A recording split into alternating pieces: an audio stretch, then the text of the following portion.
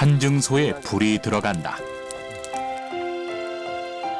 이것은 자연을 과학으로 승화시킨 한의학의 결정체다.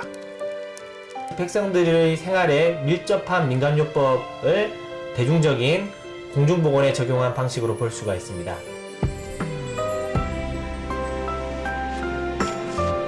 신분의 귀천이 없이 이로운 것을 나누고 약한 이들을 돌봐야 한다는 조선시대 왕들의 위민사상.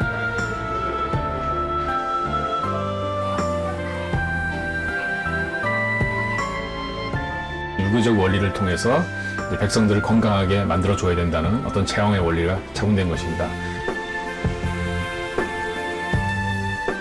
자연의 흙과 나무, 불의 일체가 빚어내는 최고의 의학기구인 한증소. 그것은 널리 백성을 이롭게 하는 조선시대 공공의료시설이었다.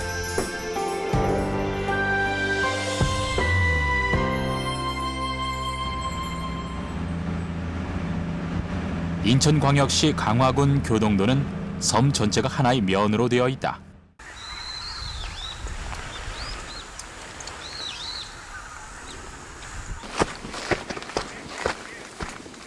고도 100m의 나지막한 수정산은 관광철이 아니면 인적이 드물어 산길이 그리 편치만은 않다.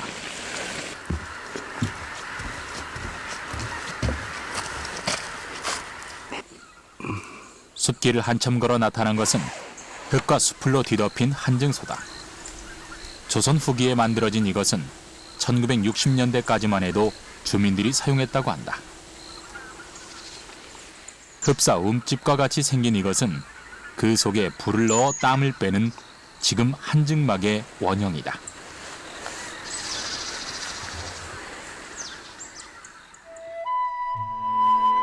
한증소는 조선시대, 특히 세종 때의 그 기록이 많이 전해진다. 당시 동서 화린원에서 운영하는 한증소에서 부작용이 일자 의원을 직접 파견해 살펴보라 했다는 기록이 전해지면서 한증소가 그 이전부터 있었음을 짐작할 수 있다. 한증은 원래 왕과 귀족들만 이용했던 치료법이었다. 당시 경복궁을 비롯해 한양 도성 내에만 한증소가 있었다고 전해진다.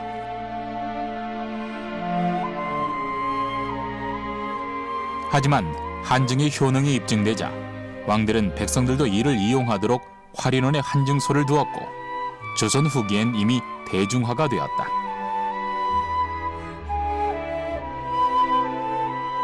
한증요법에서 특히 주목할 부분은 한증소의 관리 방법이다. 당시 한증소를 관리하던 이들 중에 한증승, 즉 승려가 있었다. 유교를 숭상하고 불교를 배척했던 조선시대에 승려를 관리직으로 둔 것은 어떤 이유에서일까? 화린서에 그 스님들이 나타난 그 기록은 상당히 좀 오래되는데 그 중에 이제 집중적으로 나타난 게 세종시대라고 볼 수가 있습니다. 그 세종시대에 그 한증소를 운영을 하면서 한증소에 소속된 여러 가지 한증승이라든가 뭐 또 그 간사승이라든가 이런 스님들이 이제 활동을 하게 되는데 당시 이제 조선시대의 그 승유 억불 정책으로 해가지고 도성 출입이 사실 자유롭지는 않았습니다. 아시겠지만은. 근데 스님들이 그 생각했던 것은 위민 사상이거든요.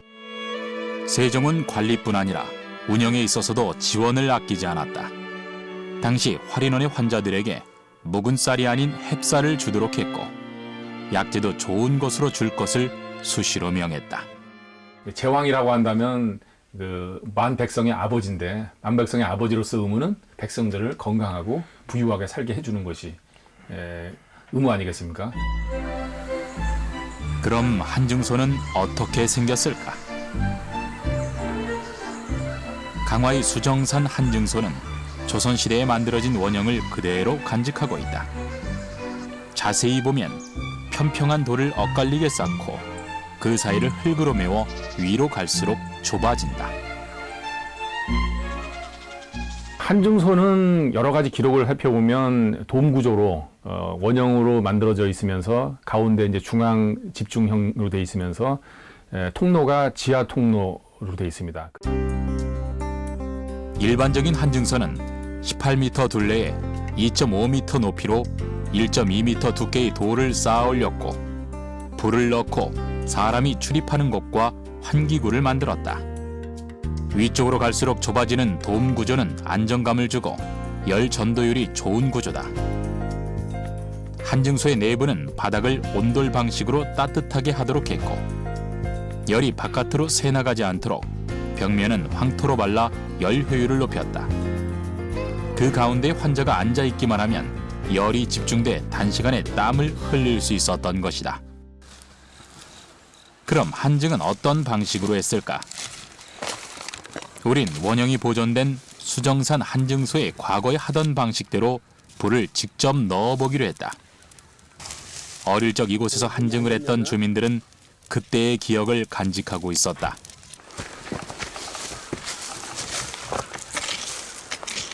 그런데 막의 입구에 불을 넣고는 반대편 뒤쪽으로 가 땅을 판다.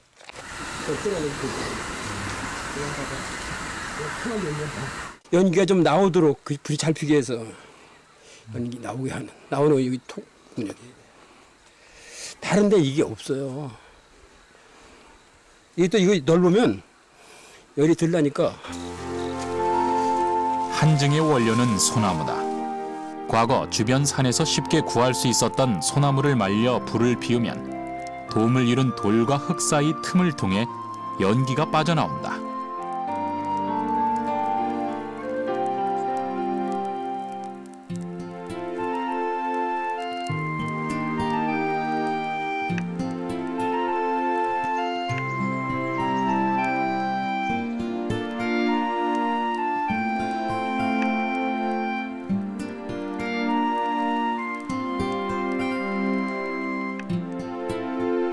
돌 한 캐, 흙 한 캐, 돌 한 캐, 흙 한 캐 이래가지고 그것이 그 돌과 흙 사이가 아무래도 틈이 좀 있지 않습니까? 이 틈을 향해서 연기라든가 이렇게 빠져나가. 불은 3시간 정도 피우는데 밀폐된 돔의 내부는 벽면의 돌과 황토에 산소를 공급하고 열을 축적해 사방으로 열기를 뿜는다. 돔 내부는 높이에 따라 90도에서 800도까지 온도가 올라가게 되는데 이때 바닥의 열과 함께 회전하면서 전체적으로 살균이 되는 바이오 클린룸이 형성된다.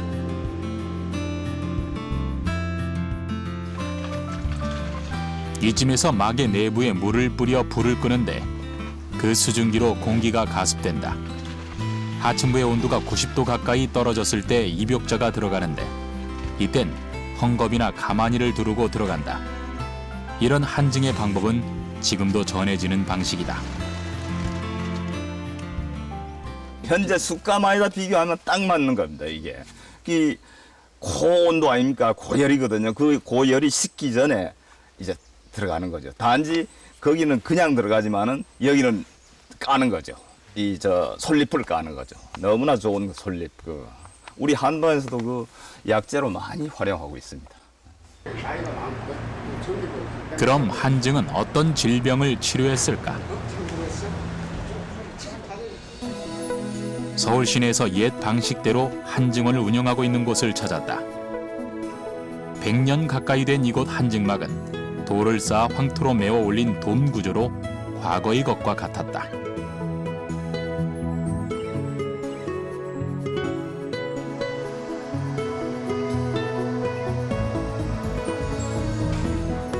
환자들은 바닥에 깔린 거적 위에 들어가 10분 내외로 드나들며 치료를 받았다. 감기 초기에 오한 발열 같은 게 나타날 때 그때 바로 이제 한증소에 가서 땀을 내는 그런 요법. 전염병 초기 증상이 나타났을 때 발열, 두통, 한열왕래 등등이 나타났을 때 한증소에 가서 땀을 낸다든지 피부가 어떤 그 오음이나 아니면 부스럼 같은 게 났을 때 그것을 다른 방법으로 치료하는 것보다 일단 땀을 내서 치료하는 방법이 옳다고 판단될 때, 그럴 때 이 한증소를 활용해서 치료하는 것으로 판단이 되고 있습니다. 한증으로 병이 치료되는 원리는 여러 가지 요인이 있는데 그 첫 번째가 고온 효과다. 사람이 한증을 할 수 있는 때는 막의 온도가 90도 전후일 때 10분 이내여야 한다. 이때 피부 온도는 48도까지 올라 땀을 흘리는데 이를 통해 몸속 해로운 물질이 배출된다. 또 고온은 못의 혈관도 확장시켜 혈액순환을 원활히 해준다. 한증과 온천은 상한과 전염병 치료에 주로 쓰이던 한의학의 세 가지 방법, 한법, 토법, 합법, 그 3법 중에서 땀을 내는 한법에 근거한 자연을 활용한 치유 방법입니다. 한증소에서 활용되는 그 원리라는 건 사실 아주 극단적인 한의학적인 원리입니다. 특히 발안의 방법은 몸 안에 사기가 들어오는 과정에서 피부로 사기가 들어왔을 때 근데 그걸 몰아내는 그런 방법입니다. 그러니까 다시 말해서 사기가 몸 안에 들어올 때 피부에서부터 그걸 몰아낸다든지 그 다음에 몸이 이제 만성적인 어떤 질병에 사로잡혔을 때 그 만성적인 질환을 치료하기 위해서 기혈을 소통시켜주는 어떤 그런 원리라고 볼 수가 있습니다. 한증요법의 또 다른 원리는 구조물과 땔감, 약재 등 그 재료에 있다. 한증소에서 했던 요법은 온돌 구조를 갖고 있기 때문에 바닥을 불을 뜨겁게 해서 바닥을 달구어 놓은 다음에 그 위에는 물을 뿌리고 그 다음에 잠사라든지 측백나무, 그 다음에 복숭아 가지 이런 것들을 그 위에다 깔아서 환자를 그 위에 눕힌 다음에 이불을 덮어서 이제 몸이 뜨거워지게 땀이 나서 충분히 됐다고 생각됐을 때 이제 온분이라는 가루약을 바릅니다. 그래서 이제 땀을 조절하는 거죠. 땀이 너무 많이 나면 이제 몸이 여러 가지 에너지가 소모가 되고 몸이 휘질 수 있기 때문에 온분으로 땀을 멈추게 하는 어떤 그런 요법입니다. 부를 때는 주 재료인 소나무는 공기 중의 해충이나 곰팡이 등을 없애는 피톤치드를 가장 많이 발산하는 나무로 신경통과 풍증 치료에 효과적이라 전해진다. 소나무에서 나오는 그 효능이 우리 그 본초 강목 같은 데 보면은 그 지금 말하면 이제 성인병이에요. 그 어떤 중풍 혹은 뭐 심근경색 또 무슨 어떤 그 악창 뭐 여러 가지 그런 어떤 뼈에도 좋고 그 우리 한방적으로 너무나 유효한 그런 물질이 많이 나오는 게 소나무입니다. 막을 구성하고 있는 돌과 흙에도 치료 효과가 있다. 게르마늄이 함유된 벽면의 돌은 자연에서 발생하는 원적외선과 음이온을 방출해 면역 기능을 촉진시키고 신진대사를 원활하게 한다. 또 황토 속 미생물과 음이온은 노화를 억제하고 미네랄을 공급해 정신적, 육체적 피로를 풀어주고 염증성 질환에 효과적이다. 물론 그 방법에 있어 삼가야 할 환자들도 있지만 한증요법은 지금까지 전해오는 우리 고유의 온열 치료법이다. 이 한증망은 난구로 떼서 하니까 절대 쓰러질 일도 없고 여기서 나가면서 샤워하고 딱 나가면 날아갈 것 같아 기분이. 돌에서 자외선이 나오고 또 이 건조해서 뜨거우니까 이 잡균이 죽어. 온열 치료의 원리는 현대의학에서도 그대로 활용되고 있다. 온열 치료를 하게 되면은 우리 체온이 올라가고 체온이 올라가면 우리 인체에서는 혈액순환이 왕성해집니다. 혈액순환이 왕성해지면 이제 백혈구가 증가된다든지 또는 면역력이 항진되는 그런 기능적인 그 효과가 있습니다. 그리고 또 혈류가 이제 왕성해지면 신진대사가 촉진돼서 세포가 왕성하게 활동하게 되고 또 그런 세포 활동과 더불어서 이제 노폐물이 땀이 나면서 중금속이나 이런 노폐물들이 또 우리 피부 밖으로 배출되는 그러한 효과들이 있는 것으로 알려져 있습니다. 지금 대중화된 온열요법은 크게 세 가지다. 열을 가한 돌 위에 물을 끼얹고 그때 생긴 수증기를 이용하는 사우나와 온돌 구조 방식으로 뜨거운 공기를 이용하는 찜질, 그리고 돌 또는 황토로 뜨거운 공기를 이용하는 한증이 있다. 그 온도는 찜질이 가장 낮고 사우나가 가장 높다. 물론 온열요법은 전 세계적으로 행해지고 있다. 건식과 습식 사우나는 물론 자작나무 등으로 몸을 두드리고 사우나 후엔 눈으로 열을 식히는 등 각기 다른 방법으로 하고 있다. 그럼 우리만의 특징은 무엇일까? 한증은 사실은 사우나의 한 일종이라고 볼 수 있습니다.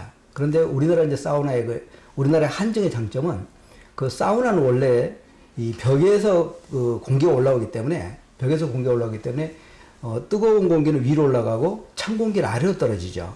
그러니까 사람이 누워 있을 경우에 위에는 뜨거운데 아래는 찜질이 안 되는 그런 단점이 있습니다. 근데 우리 한국의 사우나는 온돌식 사우나이기 때문에 또 찜질방도 마찬가지입니다. 그래서 아래에서 데워져서 등부터 데워져서 이 공기가 위로 이렇게 올라가기 때문에 서구식 사우나에 비해서는 상당히 그런 점에서는 우리 그 사우나가 과학적이라고, 우리 한증이 과학적이라고 할 수 있는 방법이죠. 지금까지 조선시대 한증소가 발견된 곳은 강화도 일대다. 왜 그런 것일까? 과거 강화도는 왕들의 요양과 휴가지였고 양반들의 유배지였다. 때문에 그들이 사용했던 시설과 그들이 전파시킨 문화와 풍습이 곳곳에 남아있는데 한증소도 그중 하나다. 지금까지 발견된 한증소 중 최대 규모인 고구리 한증소는 40년 전까지 사용하던 것으로 주민들의 고증으로 일부 복원 작업을 해 과거의 모습을 되찾았다.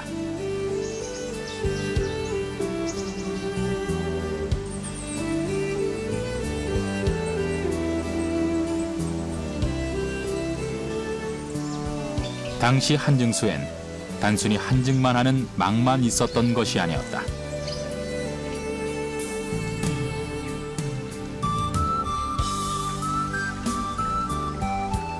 우물같이 생긴 이것은 한증을 끝낸 환자들이 갈증을 달래고 땀을 씻어내는 일종의 목욕시설이었다.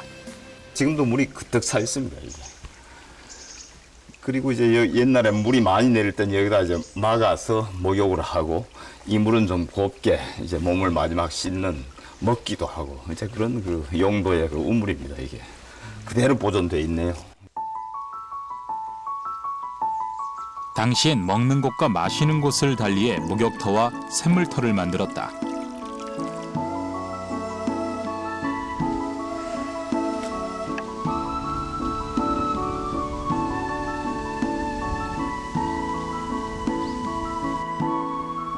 그리고 환자들이 편히 누워 쉴 수 있도록 평평한 돌을 깔아 넓은 마루처럼 만들어 놓은 곳도 있다. 이들 주변엔 수로가 있어 물 빠짐이 용이하도록 했다. 그리고 막과 가장 가까운 곳에 재를 모아두는 곳도 따로 만들었다. 그리고 또 한 가지, 한증소가 있는 이곳, 이 장소도 갖춰야 할 요소 중 하나다. 소나무 잎을 바로 그 주위에서 채취할 수 있다는 거. 그러니까 그것만이라도 아주 여기에 들어설 수 있는 그런 위치고, 그리고 물이 내려온다는 거.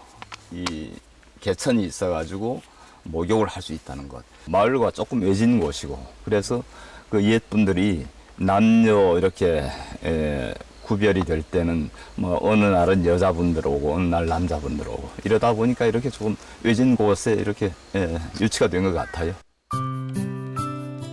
주변 자연을 이용해 만들다 보니 국가가 관리하던 한증소는 시간이 흘러 민중들이 스스로 만들고 관리하는 대중적인 공간으로 재탄생됐다. 불과 40-50년 전만 해도 이용했던 곳이다 보니 이곳 강화도엔 어릴 적 한증소에 대한 기억을 가진 이들이 많다. 보통 중풍, 그렇게 몸이 1년에 한 번씩 그렇게 환정을 안 하면 우리 어머니는 몸이 가렵고 그냥 이상하다고 꼭 1년에 한 번씩 봄에만 했어요.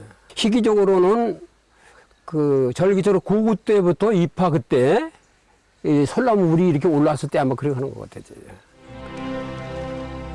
관리제도 의용과 승려에서 자연스레 주민들 스스로가 하게 됐는데 당시 한증을 하는 날은 마을의 연중 행사 중 하나였다.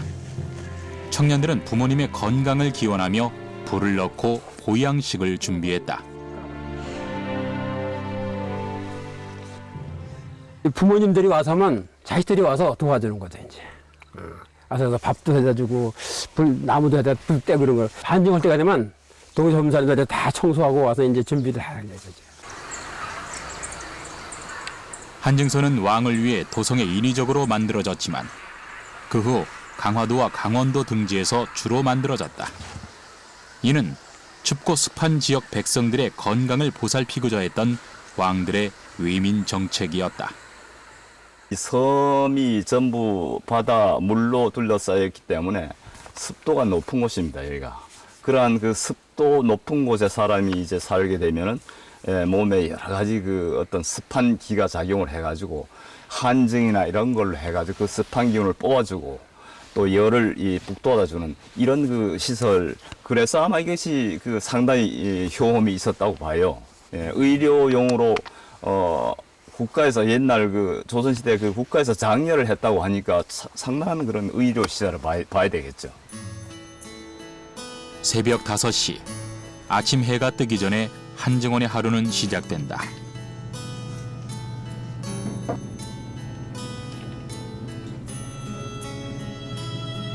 오늘도 불이 잘 피어오르길.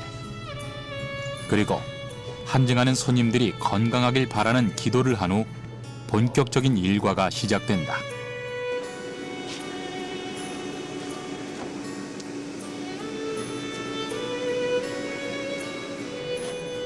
마른 소나무를 구하기 어려우니 대신 소나무 원목을 태워 열을 올린다. 옛 방식 그대로 일정 온도가 될 때까지 3시간가량 나무를 태우는데 고온의 막 내부 온도를 재는 건 오랜 노하우만이 방법이었다. 지금은 그저 휴식 공간이지만 원래 한증은 선조들의 자연적이고 과학적인 치료법이었다. 조선시대 때 활용되는 한증이라는 것은 하나의 치료 방법입니다. 다시 말해서 거기에는 단순하게 땀만 내는 것이 아니라 거기 안에 약물이 이제 같이 몸 안에 작용되도록 하는 그런 방법이 들어있고, 그래서 그게 한증요법을 해서는 안 되는 그런 부작용을 유발할 수 있는 그런 환자는 출입을 억제했습니다. 한증요법은 완전히 의학적인.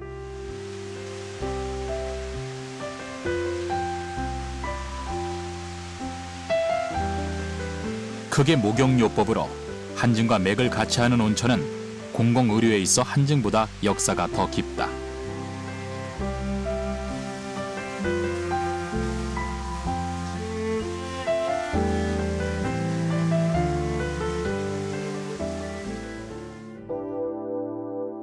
온천이 만들어지는 원리는 크게 2가지인데 화산의 열로 데워진 화산성 온천과 마그마성 온천이다.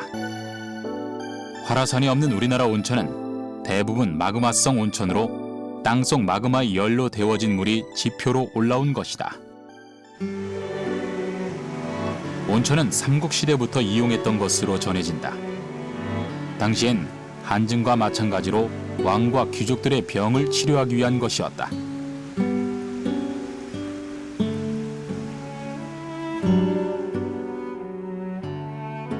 한양에서 가장 가까운 거리였던 온양온천은 왕들의 휴양지였다. 세종, 숙종, 영조 등 조선의 왕들이 행궁을 짓고 휴양과 치료는 물론 정세도 돌봤다. 온양행궁엔 홍문관, 상서원 등 주요 국정기관은 물론 임금이 정치를 하는 정전 바로 옆에 온천이 세워졌다.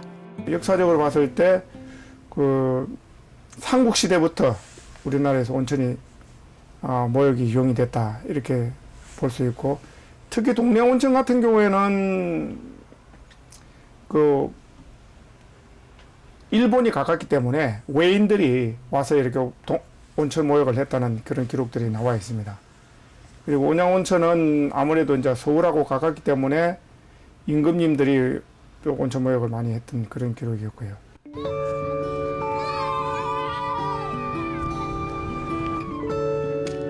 해안도시 부산은 곳곳에 다양한 온천이 많이 발견되고 있다. 최근 각광받기 시작한 해운대 온천 지구는 물론 오랜 역사를 자랑하는 동래 온천은 지금도 여전히 성행 중이다. 온천을 하기 위해서, 치유를 하기 위해서 사람들이 각지에서 모여드니까 온천장이 아주 사람들이 많이 왕래하는 그런 지역이 자연적으로 형성이 되었죠. 동네 온천에 관한 최초의 기록은 삼국유사에 전해진다. 당시 동네 온천은 치료뿐 아니라 단순 목욕과 휴식의 공간이기도 했다.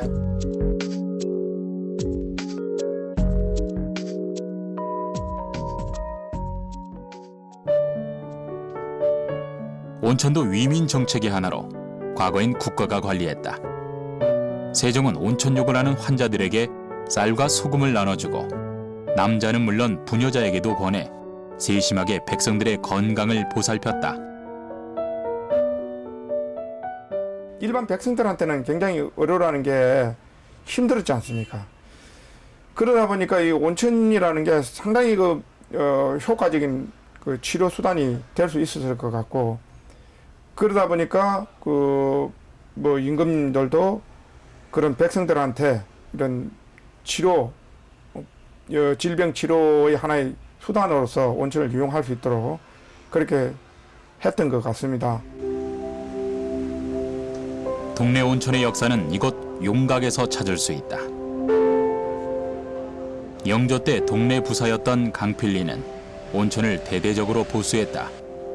그 공적을 기린 온정 개건비엔 최초로 남탕과 여탕을 구분했다는 기록이 새겨져 있다.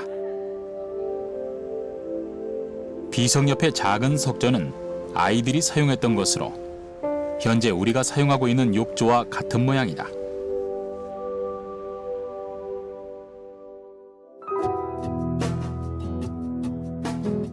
동네 온천의 효능을 기록한 문헌은 많이 발견되는데 그중 봉산 욕행록은 조선 중기 대학자인 한강 정구 선생의 제자들이 스승의 동네 온천 치료행을 기록한 기행문이다.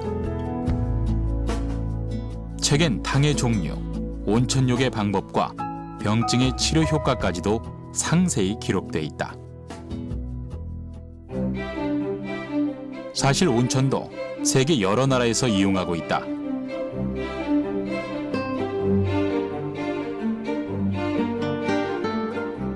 물을 이용한 치료는 우리나라도 오랜 역사를 가지고 있지만 외국에서 상당히 오랜 역사를 가지고 있습니다. 특히 그리스 로마 시대 때는 그 온천이 굉장히 많이 발달됐고 수치료가 또 아주 많이 발달돼 있어가지고 반신욕이라든지 사우나라든지 폭포에서 물이 내렸을 때 그 피부에 닿으면 그 압력에 의해서 마사지가 되는 것처럼 그런 방법을 이용한 그런 주수욕이라든지 또 물을 뿌리는 분무욕이라든지 유럽 같은 곳에서는 일정 부분의 그런 관절염이나 신경통 이런 부분들을 온천에서 그쪽 교육을 받은 이제 물리치료사나 또 온천치료사가 치료를 하면 보험으로 인정해주는 그런 제도가 있는 걸로 알고 있습니다. 우리나라 온천욕은 그 방법보단 온천수의 성분에 따라 치료법이 달랐다. 먼저 동네 온천수엔 어떤 성분이 있는지 그리고 그것이 어떤 효능이 있는지 알아봤다.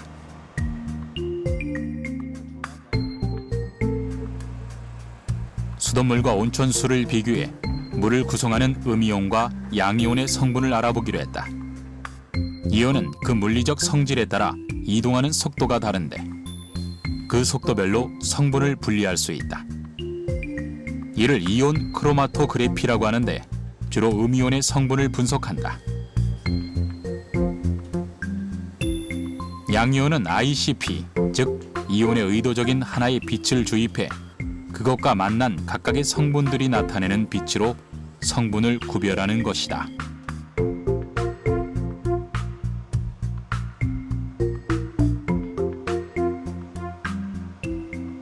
동네 온천수 같은 경우에는 우리가 수돗물과 비교를 해봤을 때 나트륨과 염소의 함량이 13배 정도 높게 나왔습니다.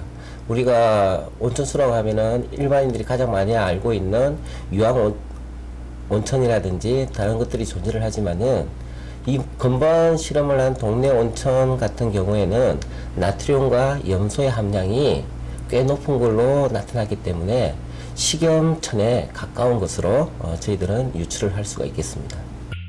성분 분석 결과 수돗물과 확연한 차이를 보이는 것은 나트륨과 염소였다.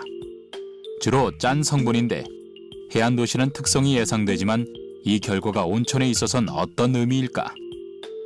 동래 온천하고 이제 해운대 온천 이쪽은 그 염분 농도가 좀 높습니다. 특히 해운대 온천은 염분 농도가 더 높고요. 그래서 이제 동래 온천 같은 경우에는 아까도 말씀드린 대로 이제 굉장히 역사가 오래된 그런 온천이고 온도도 굉장히 높은 편이거든요. 68, 9도 지금 이제 제일 뜨거운 거를 재보니까 한 73도까지도 온도가 나가고 있고요. 근데 이제 온천수의 수위는 어디까지 있느냐 하면은 지금 지표에서부터 한 110에서 한 120m 깊이에 있습니다. 즉 깊숙한 해저 지형과 이어져 지표면으로 올라온 부산의 온천수는 염분 농도가 짙다는 것이다. 그럼 이런 온천수는 인체에 어떤 영향을 줄까? 아토피 피부염 환자에 대해서 온천수의 그 의학적인 효능에 대해서 연구를 했습니다. 그 연구를 해본 결과 아토피염이 완화가 되는 것을 확인을 했고요. 아토피 환자들을 일정 기간, 일정한 간격으로 온천욕을 하게 한 후 피부 습진의 상태를 알아봤다. 그 결과 4주가 채 안 된 상태에서 대부분 호전 반응이 보였다. 또 가려움 정도는 대부분의 환자들이 2주가 채 되기 전에 급격히 호전되다. 일정 기간 내성이 생긴 후엔 다시 호전된 반응을 보였다.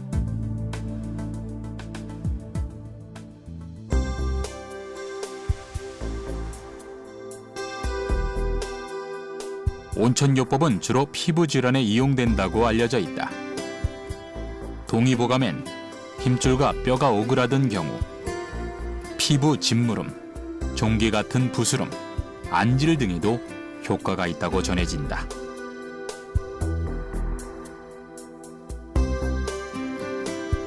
온천으로 유명한 일본은 대부분 화산성 온천이다. 때문에 깔끔한 동네 온천의 물과 그 목욕 문화가 좋아 수없이 드나들었다. 때문에 우리 백성들을 위해 온천을 개방한 조선의 왕들은 이를 제지하기 위한 규율을 정하기도 했다. 외인들은 동네 온천에 그 목욕 한번 하는 것을 그 필생의 영예로 삼았어요. 세종실록에 보면은 그 세종 20년에 온천장에 온천 규칙이 제정이 됐어요. 그 일본인들이 넘어와서 무난하게 이제 온천을 사용하니까 그래서 그 온천에 대한 규칙을 사용해가지고 나중에는 이제 그 일본인들이 3일에서 5일 이상은 온천을 하지 못하게 그렇게 하는 엄격한 규율이 있었다고 합니다. 동네 온천의 중심인 용각엔 신라시대에 모신 용왕이 지금도 모셔져 있다. 용왕의 양쪽엔 남녀를 상징하는 용화가 그려져 있는데 남탕을 상징하는 청룡, 여탕을 상징하는 황룡이 그것이다.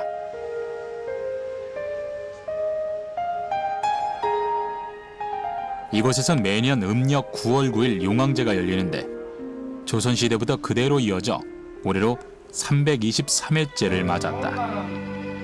집사 부분이 신선한 나물과 과일, 술, 잔 등을 이곳 용왕제는 좀 특별하게 치러진다.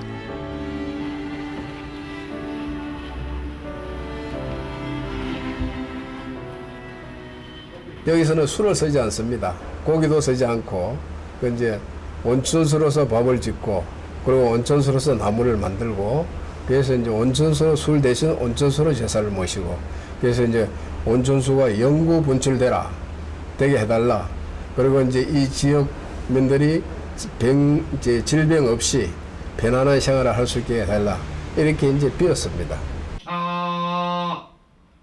경인년 9월 신묘선 번영해 이사장 본격적인 온천 시즌이 시작되기 전에 상인들과 관공서, 지역민들이 모두 모여 한 해의 번영과 온천수 공급을 기원하는 제를 올린다.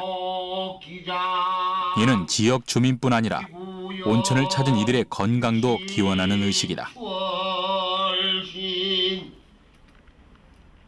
지 피부 지풍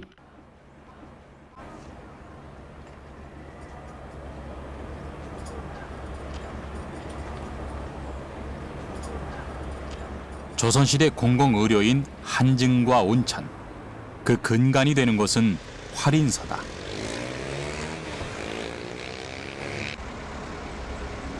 고려시대 동서대비원에서 계승된 동서활인서는 지금은 작은 흔적만 남아있다.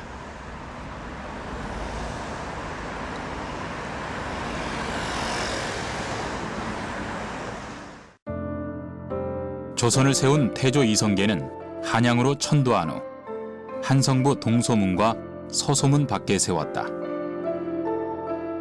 이는 수백 년간 국가에서 운영할 수 있는 토대를 만든 것인데, 세종 때 이미 이곳에 한증과 온천이 있었다는 걸 알 수 있다. 그럼 활인서는 어떤 곳이었을까? 활인서는 고려시대 동서대비원을 그대로 계승한 것으로 조선시대의 가장 일반적인 대중의료기관이라 할 수 있습니다. 가장 큰 역할은 전염병 환자를 격리시키고 치료하는 것이 주 업무였으며, 주 업무 이외에도 지금으로 말하자면 노숙자처럼 굶주려서 이렇게 여기저기 방황하는 사람들을 모아서 옷도 주고 음식도 주고 치료도 해주는 어떤 그런 구휼 사업도 함께 하였습니다. 요즘으로 치면은 복지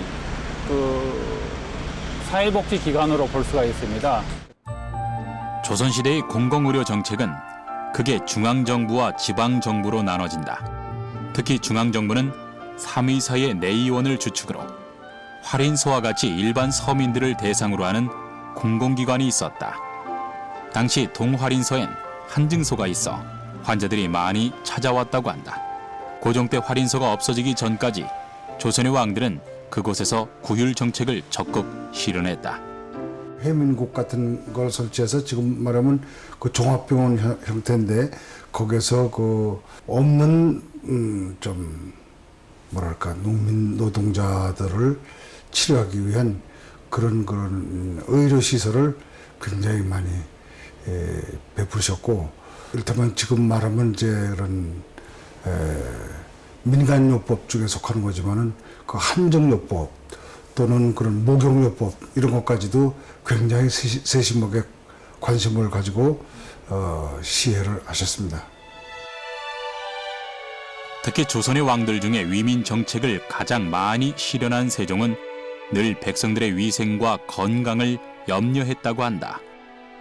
그분 자신이 이게 몸이 좀 쇠약했었기 때문에 그 쇠약한 사람들한테 또는 그 환자들한테 굉장히 그 마음을 많이 가지셨던 것 같고, 위민에 대한 사상이라 그럴까, 그 백성들을 치료하고 백성들의 고통을 같이 나눌 수 있는 그런 생각을 가지셨던 게 아닌가, 이런 생각을 하게 됩니다. 국내뿐 아니라 세계 곳곳에 퍼져 있는 우리의 한증요법 찜질방. 머리에 수건을 두르고 삶은 계란과 식혜를 먹는 외국인이 이제 더 이상 낯설지 않다. 찜질방이 일반 대중을 위한 어떤 휴식 공간으로 지금 개념이 잡혀 있는데, 앞으로는 그러니까 국가에서 이 찜질방도 치유의 개념을 더한 그런 찜질방으로 이걸 만들어서 이제 외국에서 관광객들이 왔을 때 우리 찜질방의 그런 그 단순히 휴식 공간이 아닌 치유와 휴식을 겸한 그런 공간으로서의 우수성을 알리는 것이 앞으로 절대적으로 필요한 그런 일이라고 생각이 되어집니다. 물과 불, 나무와 돌, 이 모든 자연을 융합해 가장 과학적인 치료법을 발견해낸 우리 선조들의 지혜는 이제 세계 속으로 퍼져나간다.